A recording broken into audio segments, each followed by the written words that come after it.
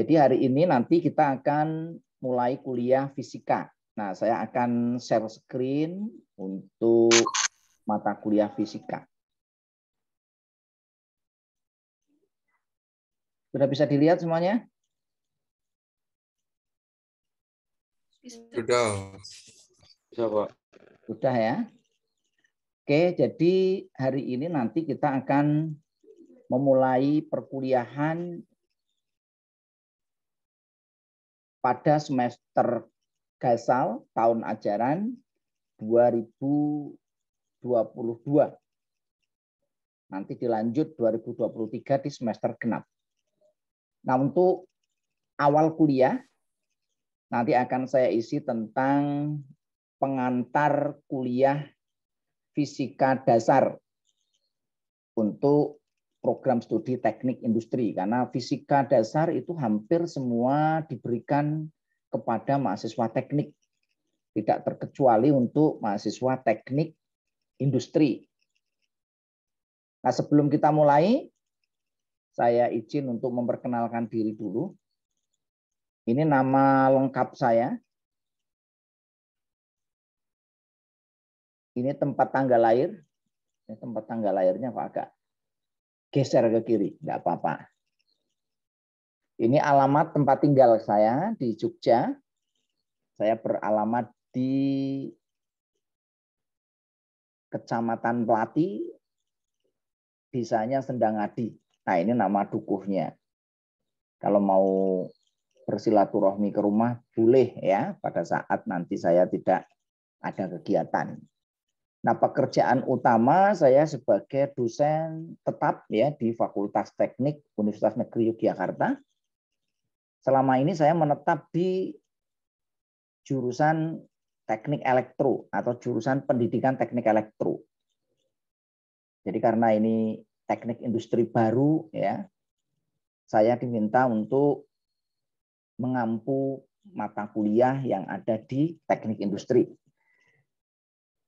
Nah, pengalaman kerja ya, selain sebagai dosen, saya pernah menjabat sebagai kepala program studi ya untuk program studi teknik elektro dan juga untuk program studi profesi insinyur.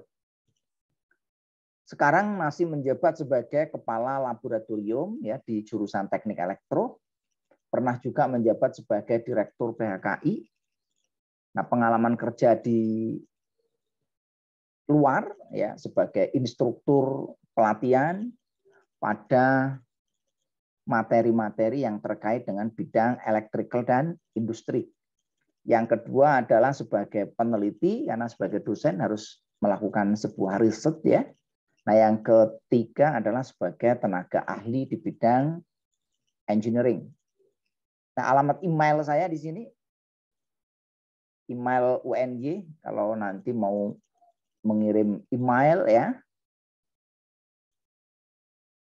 Yang berikutnya untuk keluarga, alhamdulillah saya sudah dikaruniai 3 anak dari 1 istri. Untuk biodata saya ada yang mau ditanyakan? Silakan. Cukup? Itu berkaitan dengan biodata supaya nanti Anda kenal. Cukup untuk biodata? Cukup, Pak. Oke, cukup ya. Nah, sekarang Anda ini ya, kira-kira kalau Anda ini paling jauh asalnya dari mana ini? Yang dari Jogja ada nggak? Silakan raise hand yang dari Jogja. Yang dari Jogja raise hand. Raise hand ngerti ya? Dipencet itu ya. Untuk tombol raise hand-nya. Cuma ada 3 ini. Yang dari Jogja. 4 ya. Siapa ini? Mas Karolus. Mas Karolus Jogjanya mana, Mas? Jalan Palagan, Pak. Oh, Jalan Palagan, Turi, dekat rumah saya nih, Turi ya. Mas Akbar mana? Dari Sleman, Pak, Banjarjo. Oh, Sleman juga sama ya. Ya, Fran? Saya dari Sleman Magua, Pak. Oh, Sleman Makuwo. Mbak Fatin dari mana? Saya Sleman juga, Pak, di Condong Catur. Condong Catur. Rahmat Nur Sidik dari mana? Sleman juga, Pak. Bedingin, Pak. Bedingin, ya. Oke, yang lain enggak perlu saya sapa semua, nanti waktunya habis ya. Yang dari Jawa Tengah, sekarang yang dari Jogja raise hand-nya dilepas ya. Sekarang kita lanjut yang dari Jawa Tengah, silakan. Supaya nanti ngecek nih asalnya dari mana. Ini banyak juga nih ya. Mbak Hanum dari mana? Jawa Tengahnya? Klaten, Pak. Klaten ya. Dekat Jogja. Iya. Mas Tony dari mana? Saya dari Banjarnegara. Banjarnegara. Nanti kalau mau latihan bahasa yang ngapak-ngapak sama Mas Tony ya. Berikutnya Mas Enrico dari mana nih? Saya dari Kudus, Pak. Kudus. Wah, ini jenang Kudus. Nanti kalau ingin merasakan jenang Kudus, nanti kalau pas pulang titip sama Mas Enrico nih ya. Iya, Pak. Berikutnya Mbak Afrilia dari mana ini? Dari Wonogiri, Pak. Nah, Wonogiri. Baksonya ya, terkenal itu. Apa Wonogiri yang terkenal selain bakso apa, Mbak? Mete niku, Pak. Oh, mete. Mete. Mantap ini ya. Oke, terima kasih yang dari Jawa Tengah. Cukup banyak ini ya, mendominasi nih. Ada 17-an ya. Sekarang yang dari Jawa Barat, ada nggak?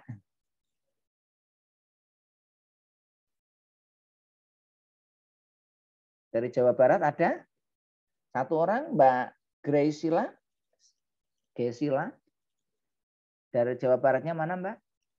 Dari Bekasi, Pak. Bekasi, oke. Jelita dari mana? Dari Bekasi juga, Pak. Bekasi juga. Rifki dari? Dari Cikarang, Pak. Cikarang. Dekat Egypt atau dekat mana? Jababika, Egypt? Itu apa? Egypt ya. Ya. Kalau di sana banyak industri. Nanti ini program studi teknik industri. Kalau nyari industri bingung nanti ke tempatnya Mas Rifki ya. Sana cari industri sampai nolak-nolak nanti ya. Saking banyaknya. Ada Egypt, ada Jababeka ya. Ada ya banyak sekali di sana ya. Oke ya, sekarang yang dari Jawa Timur ada? Jawa Timur, Mas Azam dari mana?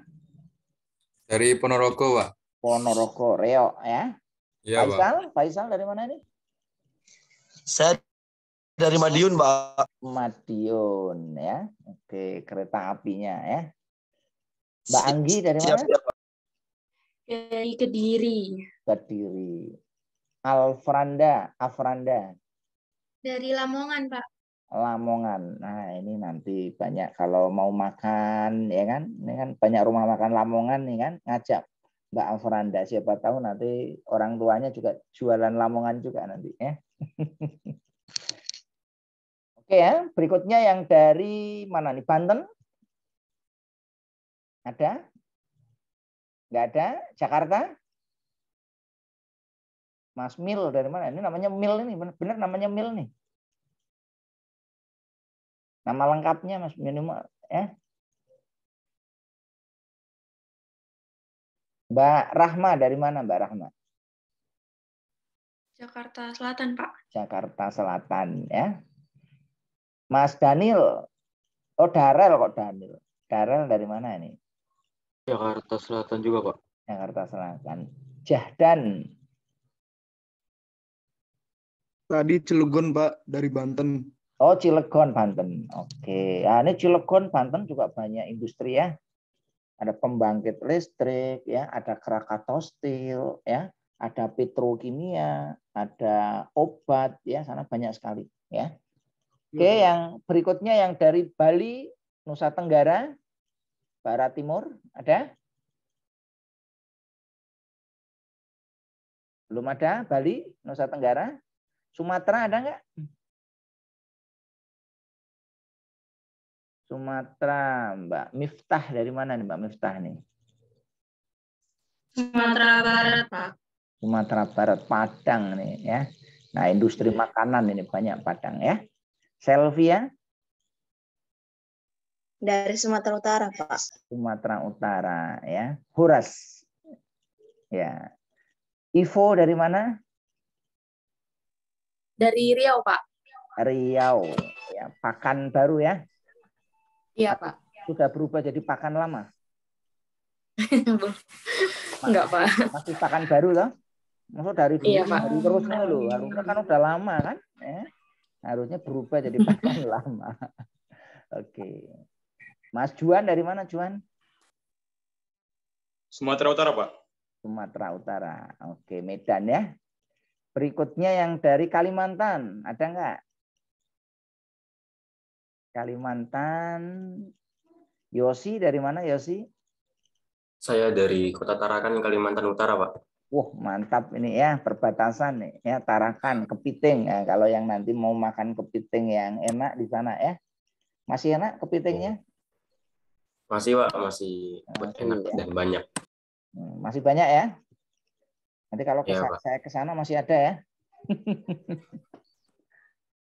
Oke, terus yang berikutnya Muhammad Julian dari mana nih, Julian? Kalimantan Timur, Pak. Kalimantan Timur. Wah, ini banyak industri nih ya. Saya sering ke Kalimantan Timur ya. Kebun Samarinda. Ya, Samarinda, Balikpapan, Bontang ya. Banyak perusahaan-perusahaan tambang. Nanti kalau apa namanya praktik industri nanti ikut aja sama Mas Julian nih ya. Banyak sekali di sana ya. Oke, berikutnya yang dari Sulawesi. Ada Sulawesi? Tidak ada. Papua, Irian, Maluku. Papua, Maluku belum ada ya. Oke, terima kasih ya. Itu tadi perkenalan dari Anda ya. Ternyata lumayan ya. Ini lumayan banyak ini mahasiswanya terdistribusi dari Jawa ya, dari Sumatera, Kalimantan juga ada ya. Oke, kita mulai kuliah pada pagi hari ini ya. Tadi kita sudah kenalan ya. Nah, sekarang kita masuk ya. Tujuannya apa kuliah ini ya? Tujuannya mungkin ada yang masih bingung di sini ya. Ada mungkin yang masih bingung. Kira-kira fisika itu belajar apa nih kan?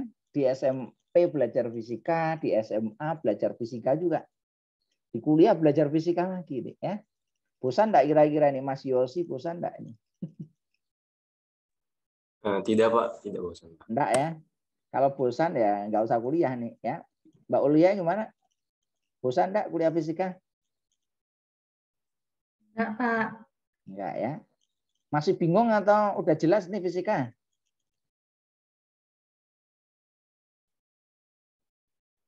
Jelas, Pak. Sudah jelas. Kalau udah jelas berarti nggak usah kuliah nih ya. Maksudnya kalau diterangin jelas, Pak. Jadi nanti kalau udah jelas langsung ujian aja ya. Nah, mungkin Anda masih ya, karena fisika itu ilmu termasuk ilmu momok ya, yang sulit. Katanya orang ilmu fisika itu ilmu yang sulit ya. Ya memang sulit ilmu fisika ya, karena cukup luas. Nah, harapannya nanti setelah mengikuti kuliah ini Anda menjadi lebih jelas ya. Lebih ya semangat, lebih kompeten. Nah, ini yang nanti dibutuhkan untuk kerja, yaitu kompeten ya. Nah, ini nanti tujuan kuliah. Jadi jangan dibalik ya, sebelum kuliah semangat, masuk UNJ semangat ya. Begitu ketemu Pak Ali ya kan, malah menjadi seperti ini. Nah, ini berarti gagal Anda kuliahnya. Harusnya dibalik. Sebelum kuliah mungkin pusing, setelah kuliah nanti menjadi lebih seger, lebih termotivasi ya.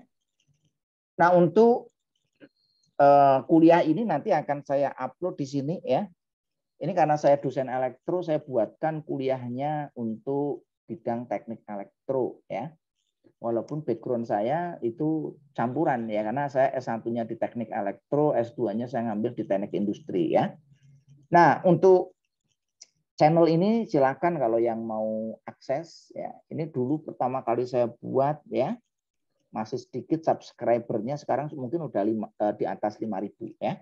Ada banyak mata kuliah di sana, ya terutama yang terkait teknik elektro, karena saya mengajar di teknik industri baru tahun ini ya. Selama ini saya mengajar materi-materi industri untuk orang-orang industri, bukan untuk mahasiswa. Karena di UNY belum ada program studi teknik industri ya. Nah, sekarang kita bahas kira-kira deskripsi mata kuliah fisika itu apa. Nah, biar agak semangat silakan nanti dibaca ini ya. Mas Akbar, dibaca nih kira-kira. Apa itu fisika itu ya? Deskripsinya seperti apa?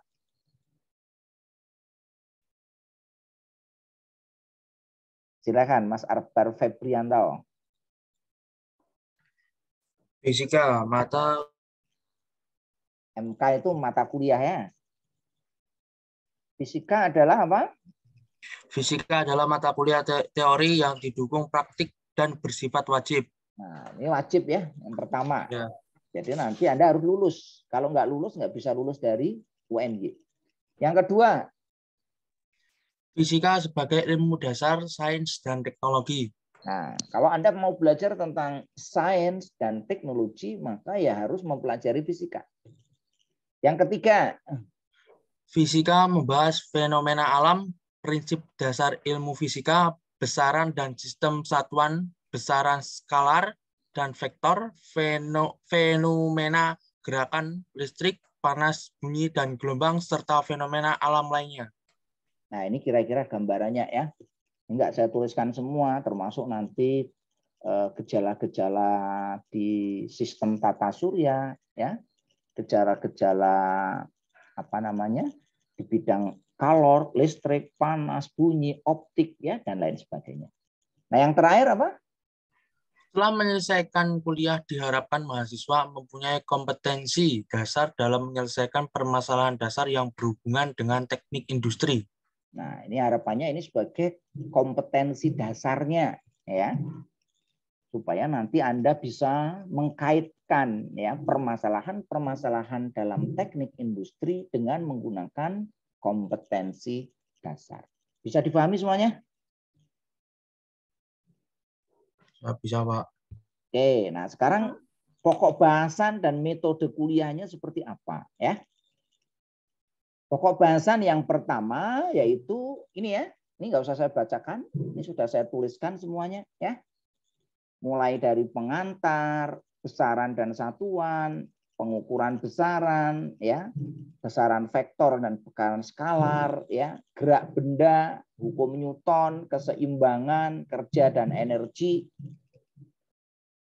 Yang berikutnya, ya, momentum dan impuls, perpindahan panas, mekanika fluida, potensial listrik, dan lain sebagainya. Bisa dipahami semuanya ya? Ini cakupan yang nanti akan dipelajari pada mata kuliah fisika. Nah, sekarang untuk kuliah itu sudah saya buatkan kuliah online yaitu dengan Bismart. Cuma isinya masih belum saya isi ya. Baru saya buatkan rumahnya. Nah, silakan nanti syarat Anda nilainya keluar, Anda harus masuk ke sini ya. Dan nanti enroll. Nanti saya umumkan di grup ya. Anda wajib untuk apa namanya? Masuk atau enroll ke dalam sistem e-learning karena nanti ujian dan lain sebagainya termasuk nanti pengumpulan proyek itu nanti kita kumpulkan lewat e-learning. Bisa dipahami semuanya ini? Bisa. Oke ya. Nah, yang berikutnya untuk penilaian. Anda pengen dapat nilai apa ini kira-kira mata kuliah fisika?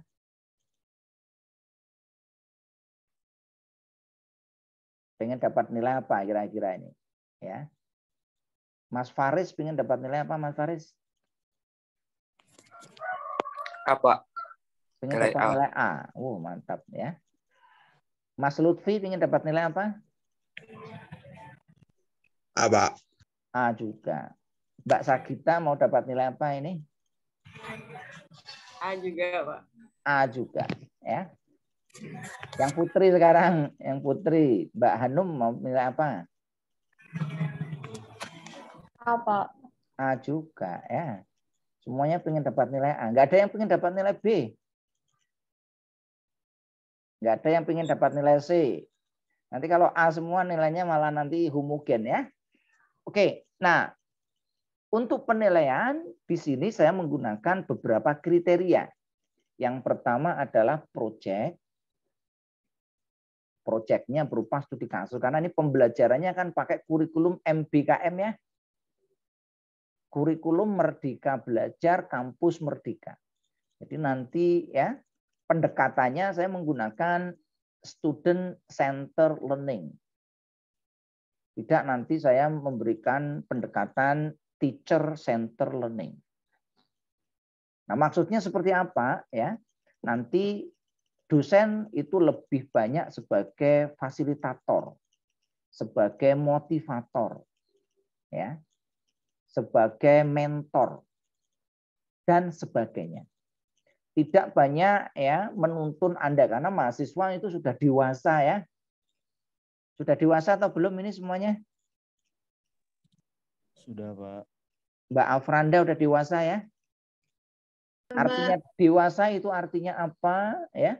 Dewasa itu artinya Anda memahami mana yang terbaik untuk Anda.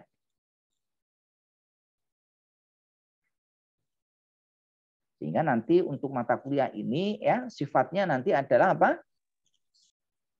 Student center learning. Jadi pusat pembelajaran itu tidak pada saya tetapi pada Anda ya. Nanti saya mengarahkan apabila Anda masih belum sesuai ya nanti saya beri masukan ya. Kalau belum paham nanti saya arahkan supaya menjadi lebih paham. Nah, yang berikutnya nanti adalah penilaian proyek dan studi kasus 50%. Nah, ini hati-hati ya. Kalau ingin dapat nilai A, bikin proyek dan studi kasusnya yang terbaik. Bisa dipahami ya? Kalau proyek dan studi kasusnya bikinnya asal-asalan ya nilainya sulit untuk dapat nilai A. Karena di sini prosentasenya berapa? 50%. Nah, yang kedua adalah keaktifan. Ini kalau keaktifan di kelas ya itu nanti nilainya ya maksimum 5% lah. 5 sampai 10 nih. 10% ya. Nah, nanti ini maksimum itu nanti bisa naik turun ya. Kuis ini mohon maaf ini salah tulis bukan 50 tapi 5%. Kalau 50 nanti terlalu tinggi ya, lebih dari 100. Nah, yang berikutnya ujian mid semester maksimal 20% dan ujian akhir maksimum 20%. Jadi nanti totalnya tetap 100%. Bisa difahami semuanya? Bisa. Oke ya. Nah, metode kuliah seperti apa? Nanti kuliah bisa berupa ceramah seperti ini. Saya memberikan materi ceramah. Biasanya nanti ceramah nggak lama-lama ya. Tapi ini karena pertemuan awal mungkin agak lama ini. Yang kedua nanti bisa tanya jawab. Anda bertanya, teman Anda menjawab. Atau saya bertanya, Anda menjawab. Atau Anda bertanya, saya menjawab. Bisa difahami? Bisa, Pak. Nah, berikutnya bisa saja nanti diskusi. Nanti saya minta Anda membuat kelompok.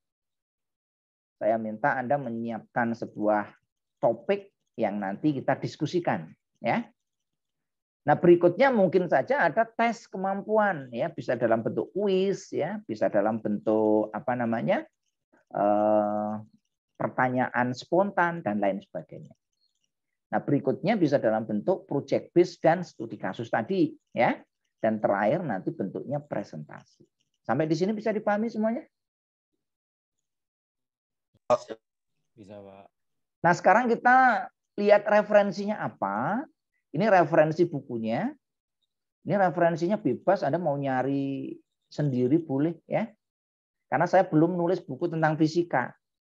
Karena terus terang saya baru ngajar fisika tahun ini. Sehingga saya belum menyiapkan bukunya. Insya Allah nanti kalau saya mengajar sudah cukup lama, ya minimal setahun, nanti saya akan nulis buku. Semoga nanti ke depan ya. Tapi Anda tidak termasuk yang beruntung karena tidak membaca tulisan saya. Nah, oleh karena itu, karena ini mata kuliah baru, saya belum menulis buku. Biasanya kalau saya mengajar, saya sudah menyiapkan bukunya. Cuma karena ini mata kuliah baru, saya belum menyiapkan bukunya. Nah, sehingga saya menggunakan buku-buku karya orang lain. Nah, ada banyak buku yang bisa Anda baca di sini ya. Ini contoh sampel bukunya seperti ini. Ini buku yang cukup terkenal, Fisika Modern. Ya. Yang kedua ini Fisika, Prinsip dan Aplikasi. Nah, siapa pengarangnya di sini? Anda boleh baca yang buku aslinya dalam bahasa Inggris. Ya. Ini punya David Holiday dan Robert Resnick. Ini cukup terkenal. Ya. Edisinya Anda boleh mau edisi 1, edisi 2, edisi 3, edisi berikutnya boleh bebas. Ya. Atau Anda nyari di perpus juga boleh, Anda pinjem ya. Yang kedua bukunya Giancoli Douglas ya. Ini monggo silakan. Anda mau cari di shopping boleh, mau cari di toko online juga boleh. Mau cari di internet kalau ketemu juga boleh. Nah, harapannya nanti buku-buku ini Anda cetak ya. Jangan hanya Anda baca lewat HP. Karena saya khawatir kalau Anda nanti baca lewat HP ya, setelah kuliah lulus dari UNG, Anda kacamatanya tambah tebal. Bisa dipahami semua? Bisa. Nah, berikutnya buku dari Sir Zemansky ya. Ini Fisika untuk Universitas, bukunya terjemahan. Ada juga dari ini ya. Nah, berikutnya nanti referensinya adalah artikel jurnal ya. Nanti akan saya berikan beberapa artikel ya yang perlu Anda baca dan perlu Anda kaji ya. Dan referensi-referensi lain nanti silahkan cari sendiri di internet ataupun ya dari perpustakaan atau boleh dari pinjem teman-teman ya senior Anda. Paham semuanya untuk referensi? Bisa difahami ini? Bisa, Pak. Nah, sekarang kita lihat kompetensi yang diharapkan tadi apa. Yang pertama, Anda diharapkan mampu menguasai konsep teori, hukum, sifat, dan perilaku fisik. Ya, yang penting di situ. Jadi materi-materi fisika Anda kuasai.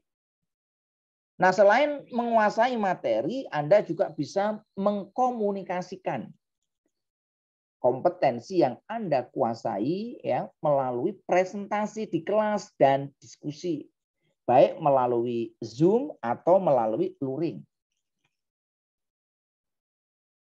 Nah, yang ketiga diharapkan Anda mampu mengevaluasi, menganalisis, mengevaluasi dan berinovasi ya terkait dengan bidang ilmu fisika. Sehingga nanti Anda bisa mengelaborasikan ya ilmu fisika yang Anda kuasai dengan bidang-bidang teknik industri lainnya. Anda belajar matematika, Anda belajar fisika, Anda belajar dasar teknik industri, Anda belajar perancangan, nanti Anda melakukan elaborasi. Ini harapannya ya. Bisa dipahami semuanya? Nah, apa yang dimaksud dengan kompetensi? Tadi saya mengatakan tujuannya meningkatkan kompetensi. Apa itu kompetensi? Kompetensi adalah kemampuan untuk kerja. Anda mau bekerja sebagai apa? Mbak Afranda, kira-kira kalau udah lulus mau kerja di mana ini? Di BUMN. BUMN. BUMN banyak. Apa BUMN-nya? Pertamina, PLN, atau Pindad, atau Indonesia Power, atau apa kira-kira? Apa? Di Pertamina, Pak. Pertamina, mantap ya. Kalau Mbak Mas Azam kira-kira mau jadi apa nih Mas Azam? Di industri pertahanan, Pak. Industri pertahanan. Wah, mantap ini. Pindad ya. Ada Baik. Pindad ya, macam-macam banyak ya industri pertahanan. Oke ya. Nah, untuk Anda bekerja dibutuhkan kompetensi supaya nanti Anda bisa kerja. Apapun profesi Anda. Anda sebagai teknisi, Anda sebagai engineer, Anda sebagai staf perusahaan, Anda sebagai manajer, Anda sebagai asisten manajer, Anda sebagai direktur, atau Anda sebagai presidir. Anda butuh kemampuan. Nah, kemampuan ini terdiri dari 3 aspek. Yang pertama pengetahuan, Kalau Anda jadi engineer, ya Anda harus ngerti. Oh, untuk merancang produk seperti apa? Untuk memproduksi sebuah produk agar efektif dan efisien itu seperti apa? Nah, ini butuh kompetensi. Yang kedua, Anda juga butuh keterampilan. Dan yang ketiga, Anda butuh afektif. Sikap, nilai, minat, dan lain sebagainya. Bisa dipahami di sini?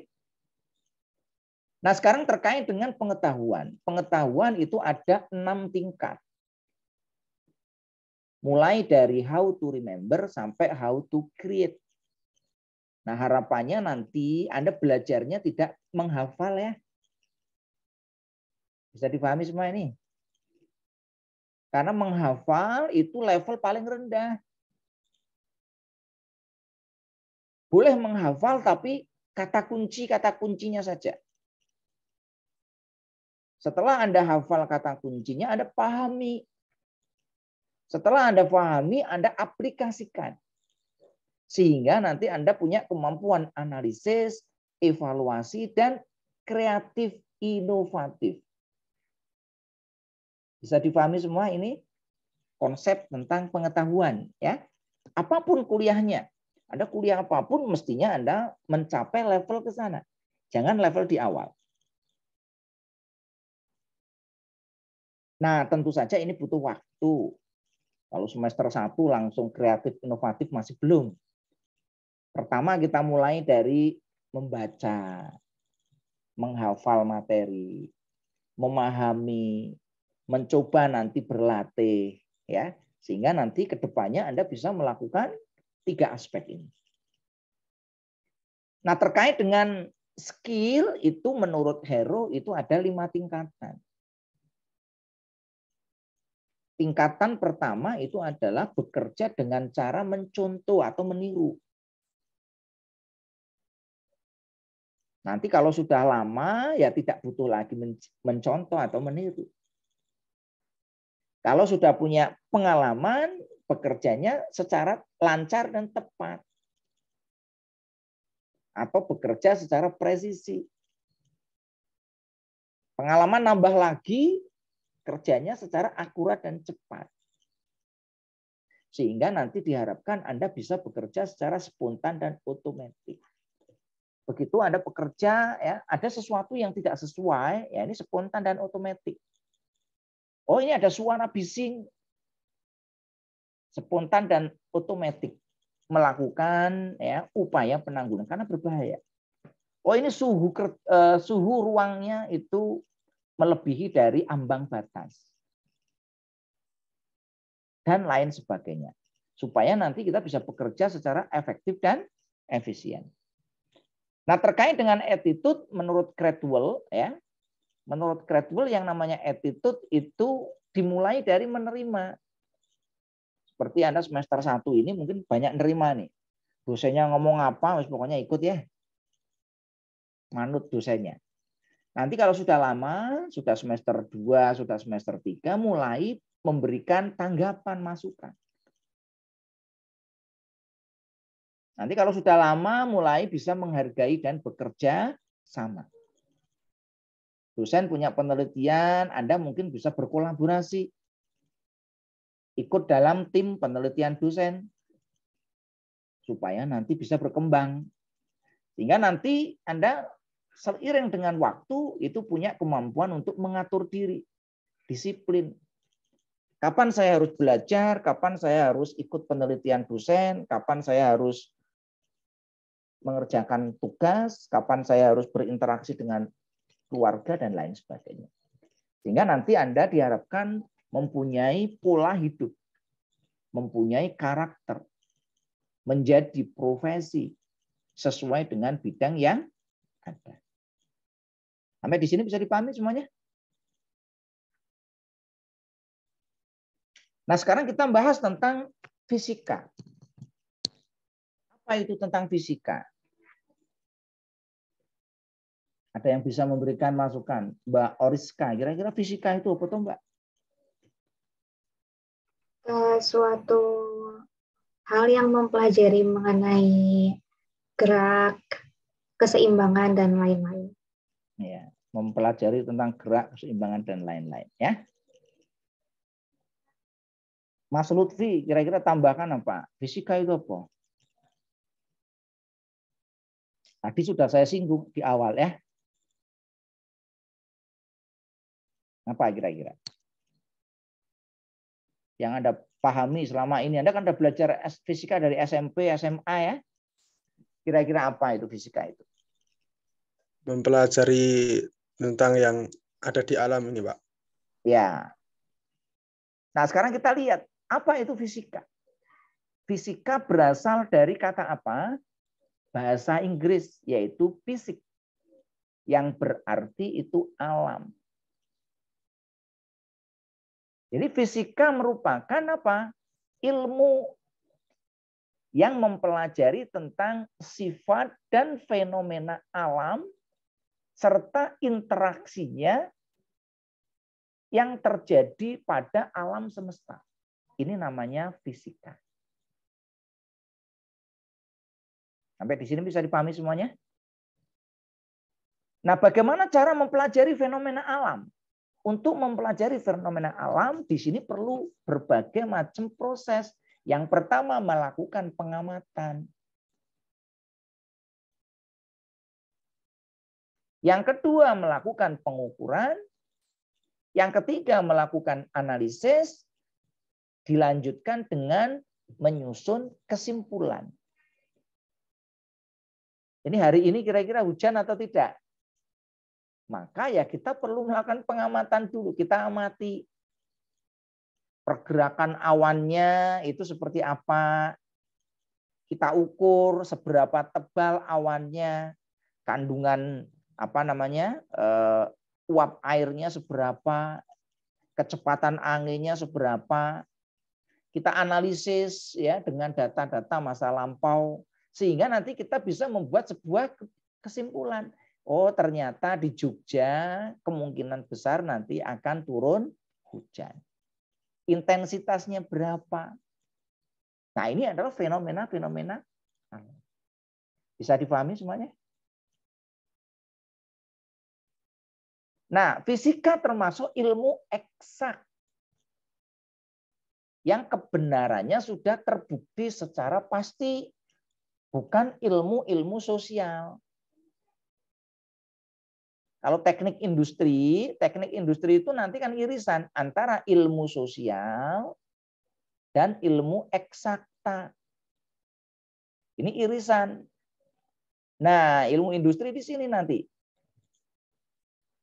Bisa difahami semuanya?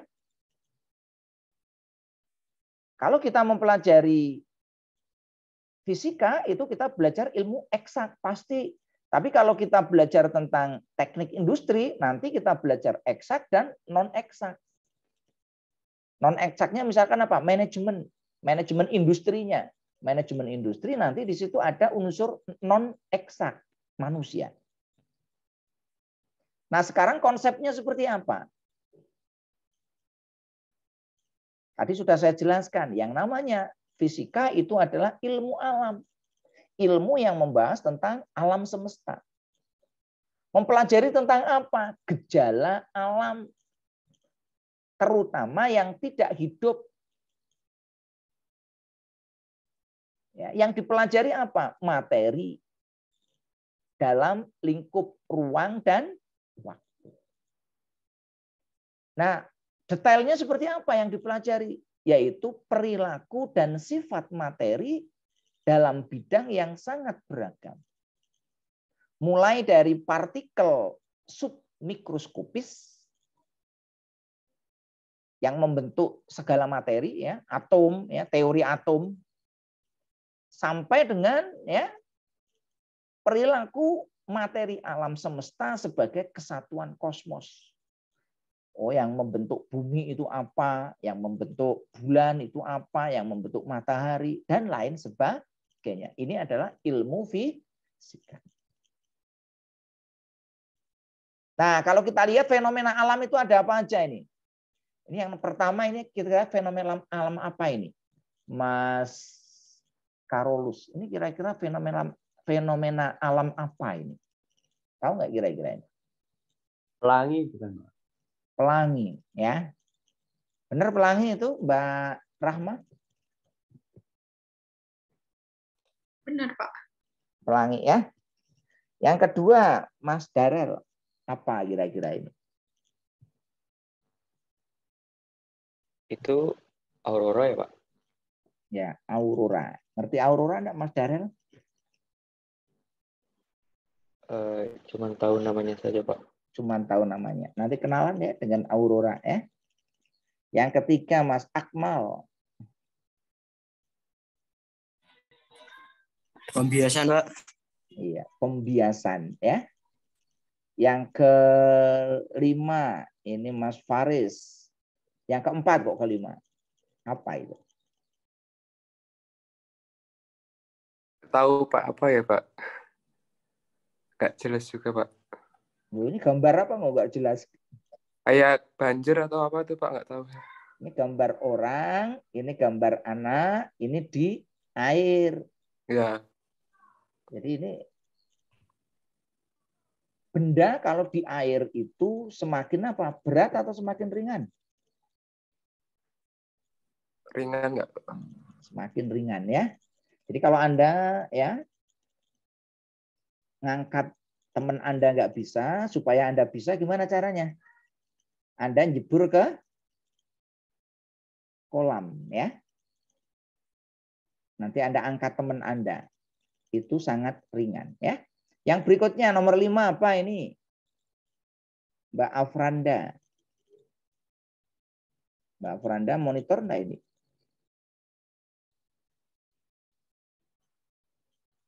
Mas Tori apa ini?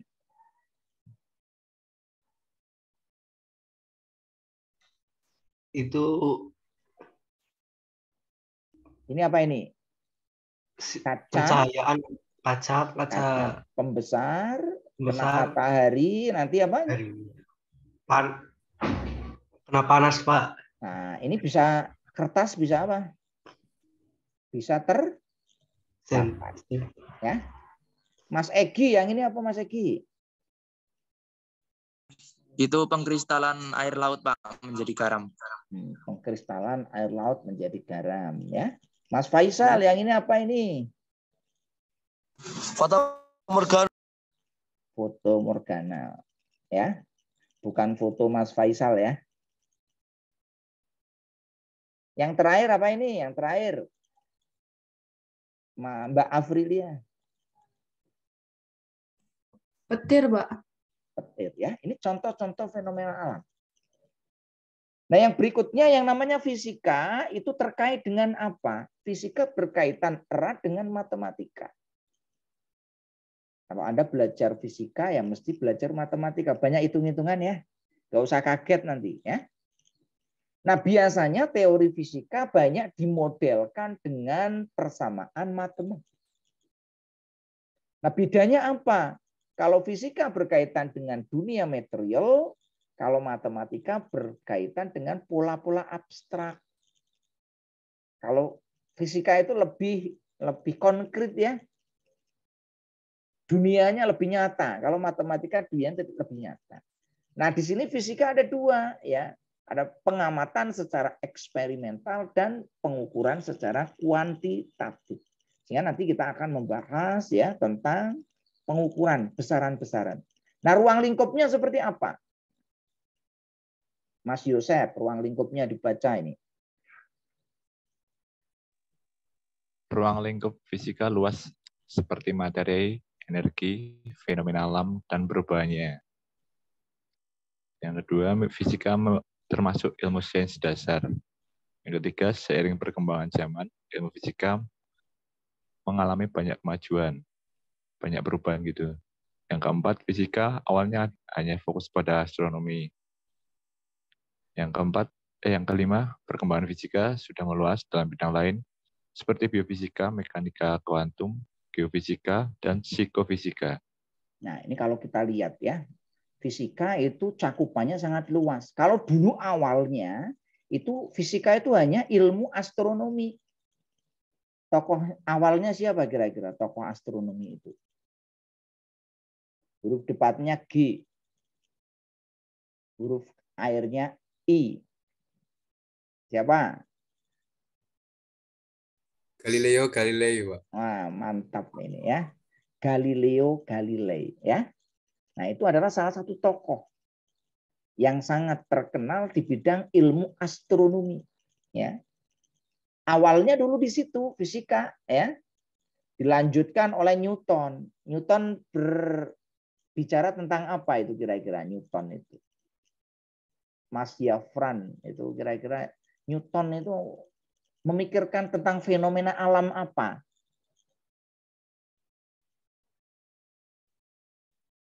Ada yang tahu Newton itu apa? Newton memikirkan apa? Apel yang jatuh ke bumi. Kenapa kok jatuhnya ke bawah gitu ya? Itu Newton itu. Sehingga kalau orang dulu Newton itu dianggap sebagai orang yang kurang kerjaan. Wong apel jatuh ke bumi kan ya sudah sunatullah ya. Bukan wajar gitu kan. Tapi yang namanya siapa? Newton itu nggak terima gitu. Kok bisa apel itu jatuh ke bumi? Nah, ciri-ciri orang yang hebat biasanya begitu. Kadang-kadang dianggap gila ya. Jadi nanti kalau Anda dianggap gila sama teman-temannya nggak usah kaget ya.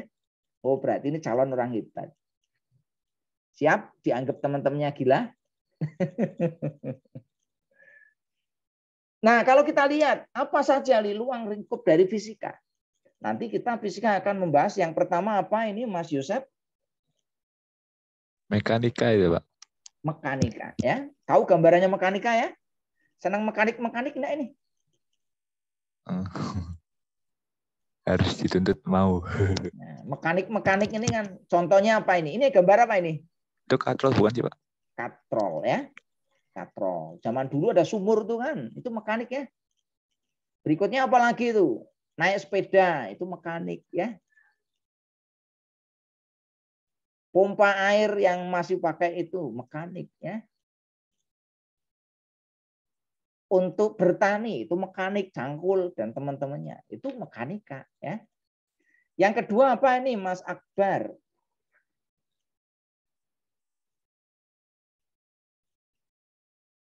Itu kayak bola yang satu diangkat nanti yang lainnya kalau menyentuh akan bergeser gitu kan Pak? Iya, ini gelombang mekanik ya. Gelombang mekanik. Yang berikutnya Mas Nafan, apalagi? Itu alat optik, Pak. Kayak mikroskop dan teleskop itu. Punya optik nggak di rumah? Adanya lob, kaca pembesar. Kaca pembesar. Cuma kaca pembesar tuh? Enggak. HP Kamera punya mungkin, enggak? Pak. Nah, Kamera. punya kan? Ya, kamera punya. Ya. Punya laptop enggak? Itu optik juga kan? Ya, ini baru dipakai. Nah, itu LCD-nya kan optik ya. Ya, Pak. Dan lain sebagainya ya. Di rumah internetnya pakai apa itu? Pakai IndiHome atau pakai apa? Pakai IndiHome, Pak. Kadang Nah, error. Kalau IndiHome jaringannya kan pakai apa? Pakai apa? Fiber optik ya. Jadi banyak ya. Berikutnya Mas Enrico. Itu gambar satelit, Pak. Ya. Bidangnya apa namanya? Bidang elektromagnetik. Elektromagnetik. Ini banyak ini ya, motor listrik ya, trafo, termasuk untuk HP ya, untuk TV, termasuk untuk satelit dan lain sebagainya. Yang berikutnya apa ini Mas Ehsan? Termodinamika, Pak. Termodinamika. Ngerti nggak termodinamika? Termo itu artinya apa? Mengatur kayak suhu gitu ya, Pak. Nah, termo panas ya. Dinamika yang berubah-ubah ya. Panas yang berubah-ubah di situ banyak ya. Anda gunakan setrika itu juga ada termodinamika. Gunakan pemanas air ya. Massa air itu termodinamika. Mas Yosi, berikutnya apa ini? Itu fisika inti, Pak. Fisika inti ya. Kita kalau bicara tentang fisika inti nanti atom ya dan teman-temannya.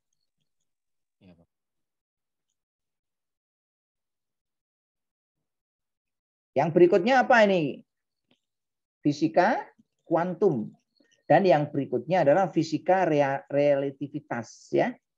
Relativitas yang dikemukakan oleh Albert Einstein. Nah, ini kira-kira ruang lingkupnya di situ. Nah, fisika juga bisa dikelompokkan menjadi dua, yaitu fisika klasik dan fisika modern. Fisika klasik itu ngerti nggak kira-kira, Mbak Ivo? Fisika klasik itu yang seperti apa tahu?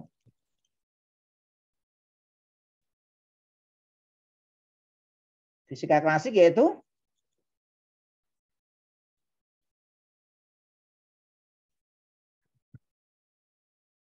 apa, Mbak Ivo? Silakan. Fisika klasik adalah fisika yang didasari prinsip-prinsip yang dikembangkan sebelum munculnya teori kuantum, meliputi mekanika klasik dan lain-lain. Nah, ini tadi ya. Sebelum munculnya teori tentang fisika kuantum itu dikatakan sebagai fisika klasik, ya. Mekanika, kalor, optik dan lain sebagainya sebelum munculnya teori kuantum itu dikenal dengan fisika klasik. Nah, sedangkan fisika modern seperti apa? Mbak Jelita, silakan. Fisika modern itu mempelajari perilaku materi dan energi pada skala atomik dan partikel-partikel subatomik atau gelombang. Materi yang dibahas itu dalam fisika modern berupa skala atomik atau subatomik dan partikel bergerak dalam kecepatan tinggi. Nah, jadi yang dinamakan dengan fisika modern itu sejak dikembangkannya teori tentang fisika kuantum. Yaitu perilaku-perilaku materi dan energi pada skala atomik. Dan partikel-partikel subatom. Nanti kita kenal, nanti ada proton, ada elektron, ada neutron, ya, dan lain sebagainya. Sehingga nanti partikel-partikel ini yang kita pelajari. Menghasilkan fenomena-fenomena alam. Ya. Nah, kalau kita lihat di sini bagaimana mendapatkan hukum fisika, ya, ini langkah-langkahnya. Yang pertama ya kita harus melakukan pengamatan, penelitian. Yang kedua kita harus melakukan pengukuran. Berikutnya kita menetapkan hukum, melakukan eksperimen sehingga nanti di sini kita bisa memberikan kesimpulan terkait dengan ilmu fisika, terkait dengan dunia nyata. Nah, ini yang ini ya. Nah, sekarang pertanyaan berikutnya, mengapa kita perlu belajar fisika ini? Kenapa teknik industri perlu belajar fisika?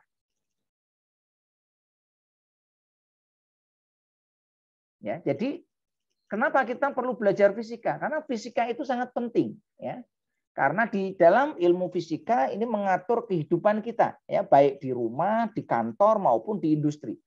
Nah, seiring perkembangan revolusi industri 4.0, ya, perkembangan industri ini sangat pesat.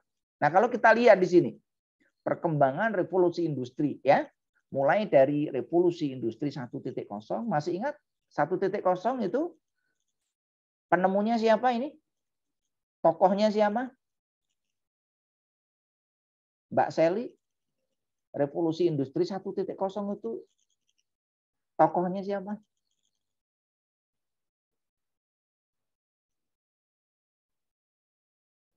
James Watt bukan, Pak? Ya, bukan James Bond ya. Salah satu tokoh yang terkenal itu James Watt. Yaitu yang menciptakan apa James Watt? Mesin uap, ya. Sejak ditemukannya mesin uap oleh James Watt dan kawan-kawan, karena yang menemukan bukan hanya satu orang tuh, ya, banyak. Maka terjadilah revolusi industri yang sangat besar. Ya, tentu saja James Watt itu didahului oleh para tokoh-tokoh yang lain, ya, termasuk Galileo, termasuk Newton, ya, termasuk tokoh-tokoh fisika yang lain sebelum James Watt itu mengembangkan mesin uap. Nah, abad ini dinamakan abad mekanisasi. Abadnya tahun berapa? Tahun 18 abadnya, ya. Perkembangan ilmu fisika terus berkembang hingga muncul abad 19, yaitu tentang elektrifikasi.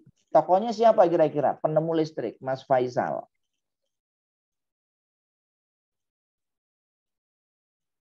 Tahu nggak kira-kira? Siapa sih tokoh yang menemukan listrik? Halo, Pak. Itu si siapa lali. Ya. Itu lupa, Pak. Ya, tokoh yang terkenal yaitu siapa? Merek mobil listrik? Nikola Tesla, Pak. Nikola Tesla. Temennya Nikola Tesla siapa? Thomas Alva Thomas Alva Edison. Temennya Edison siapa? Michael? Bukan Michael Owen ya. Kalau Michael Owen itu pemain Liverpool ya. Michael Faraday. Ada banyak, ada John Travolta ya kan? Oh, John Travolta. Alexander Volta ya. Ada Gauss, ada Coulomb, ada Ampere, ada Hertz dan lain sebagainya. Nah, berikutnya terus berkembang ilmu fisika. Revolusi industri 3.0 muncul konsep yang namanya otomasi. Sejak ditemukannya apa? Semiconductor. Tokohnya siapa? Dari sendiri ya. Nah, sekarang ini kita memasuki revolusi industri 4.0 di abad 21. Kalau ini abad 20, ini abad 21. Eranya namanya otonomi. Nah, di era ini kita bisa lihat ciri-cirinya. Everything is online. Anda belajar sekarang online. Beli buku online ya. Mau makan pesan Gojek juga pakai Grab Food atau apa GoFood ya, online. Ada yang kos di sini? Banyak, Pak. Banyak. Kalau makan online atau offline nih? Makannya offline, Pak. Oh, makanya offline. Saya kira makanya online. Kalau makanya online nanti saya kirimi dari sini nanti ya. Makanya offline ya. Pembayarannya gimana sekarang? Pakai digital. Uang rupiah sekarang udah mulai luntur nih. Di beberapa tempat tidak menerima uang cash. Yang berikutnya apa? IoT, Internet of Things. Muncul artificial intelligence, muncul big data, muncul robotik, muncul print 3 dimensi. Muncul autonomous machine, machine learning ya, sehingga memunculkan disruptive technology. Nah, ini sebagai mahasiswa teknik industri Anda harus paham nih. Hati-hati dengan fenomena disruptive technology ya. Oke ya, saya kira itu. Ya, ini contoh aplikasi ya perkembangan ilmu fisika di bidang teknologi transportasi. Saya kira sangat banyak ya di bidang teknologi transportasi, di bidang teknologi komunikasi, di bidang teknologi antariksa, ya, di bidang teknologi kebumian, di bidang teknologi eksplorasi, di bidang teknologi fotografi, di bidang teknologi lainnya. Saya kira itu ya. Ada yang ingin ditanyakan? Atau belum jelas? Atau yang ingin didiskusikan? Silakan. Mbak Anggi, ada yang mau ditanyakan?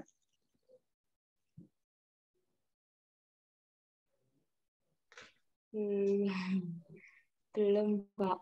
Belum ada. Oke, ya. Yang lain ada nggak? Mas Tony mau tanya? Mas Turangga? Tarangga, Pak. Oh, Tarangga, ya. Mbak Sally? Mbak Miftah? Saya izin bertanya, Pak. Ya, silakan. Kebetulan waktu itu saya pernah mendengar revolusi industri 5.0. Padahal kan sekarang kita Indonesia masih masuknya revolusi industri 4.0 ya Pak. Nah, saya pernah melihat sebuah artikel kalau Indonesia itu diperkirakan memasuki revolusi industri 5.0 itu pada tahun 2045. Sedangkan Jepang sudah memasuki revolusi industri 5.0 pada tahun sekitar 2019. Itu kira-kira kenapa dan betul atau tidak ya Pak? Terima kasih. Ya, terima kasih Mbak Sally ya. Jadi mungkin saya luruskan ya. Tadi bukan mendengar artikel ya, tapi mestinya membaca artikel ya. Kalau mendengar nggak bisa ya. Atau melihat artikel ya, membaca ya, mengkaji. Nah, sebenarnya terkait dengan masalah revolusi industri ya. Revolusi industri seperti apa atau sebenarnya? Jadi revolusi industri sekarang itu baru sampai 4.0. Belum sampai 5.0.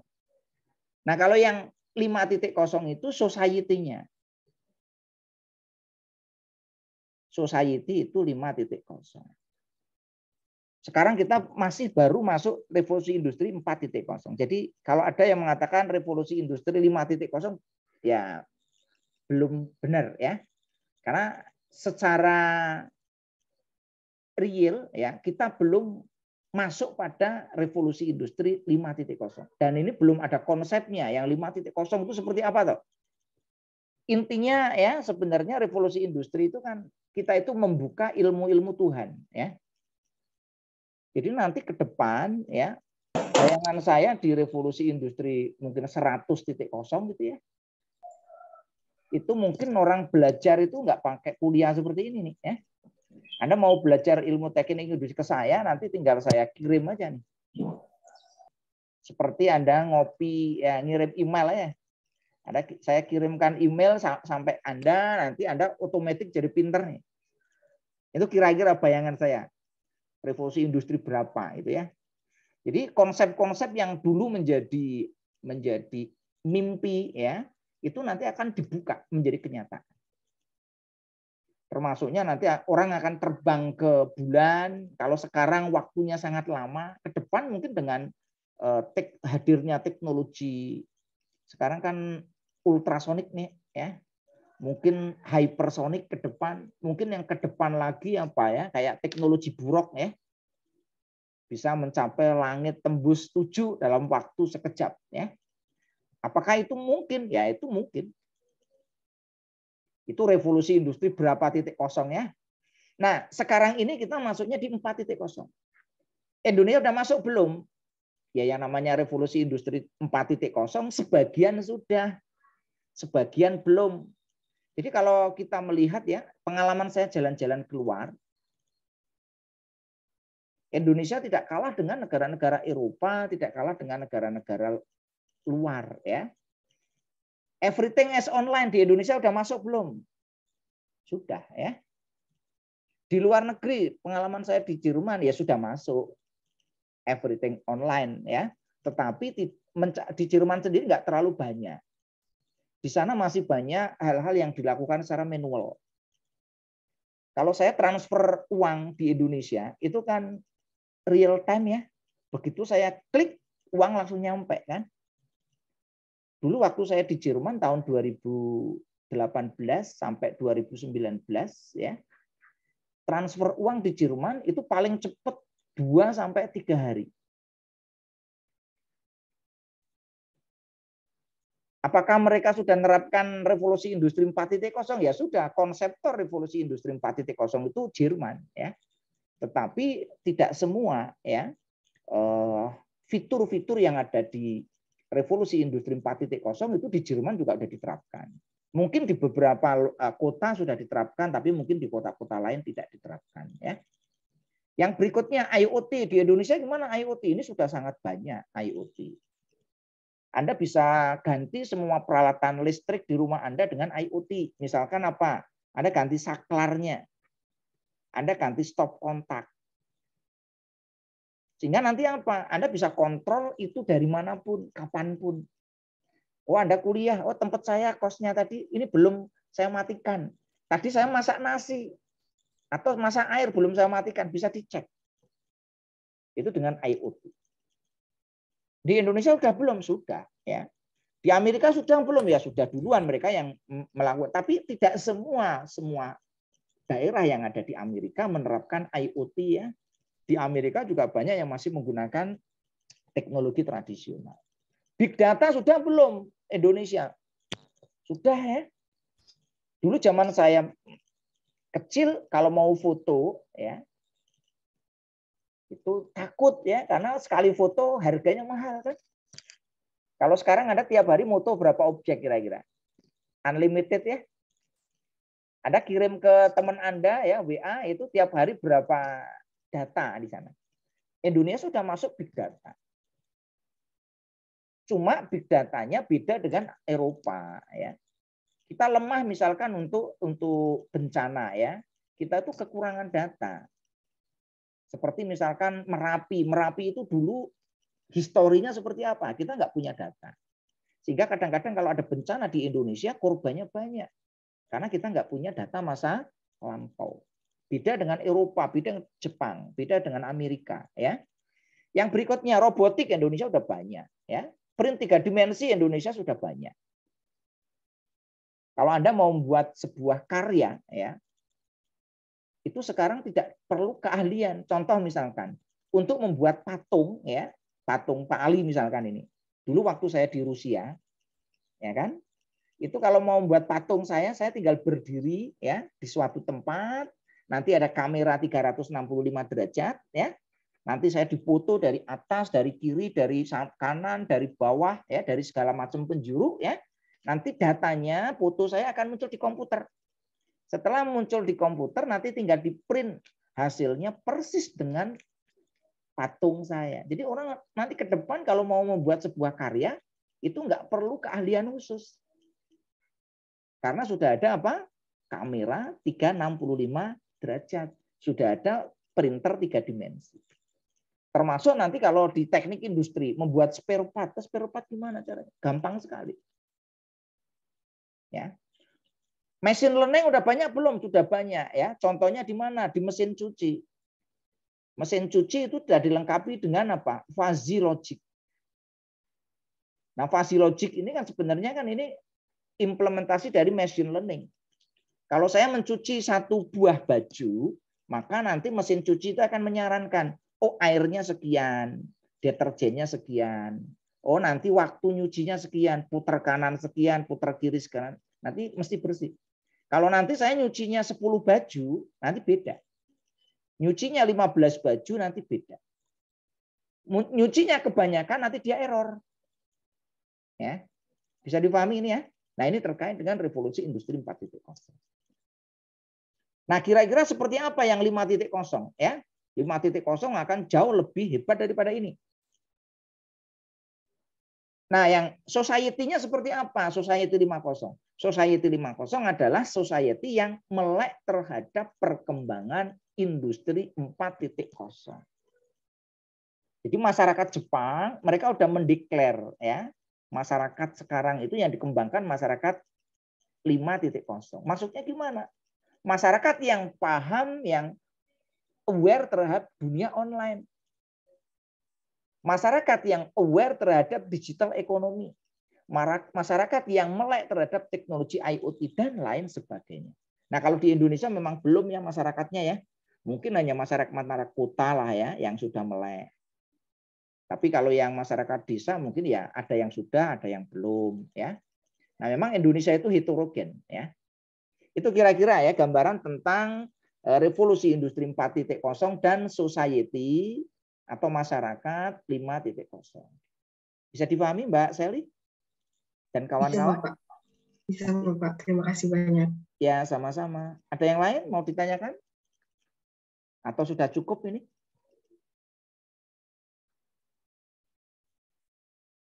Sudah cukup semuanya?